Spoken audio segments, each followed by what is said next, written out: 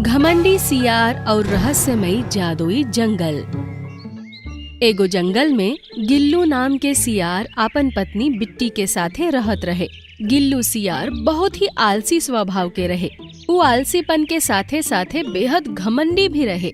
ओकर और ओकर पत्नी के स्वभाव एक जैसन रहे।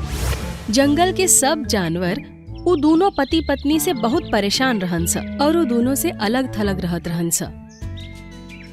एगो दिन के बात ह, जंगल में ब्रांडी बंदर अपन जन्मदिन के खुशी में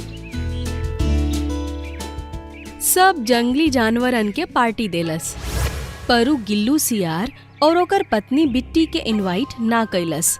गिल्लू नाराज होके अपन पत्नी बिट्टी से कहलस, तू देख लू बिट्टी, ब्रांडी बंदर सबके इनवाइट कइले बा, लेकिन हमनी दोनों के इनवाइट ना कइलस। बिल्कुल सही कहता नहीं रहुआ, भला हमनी के दोनों पार्टी में कितना खा ली जा।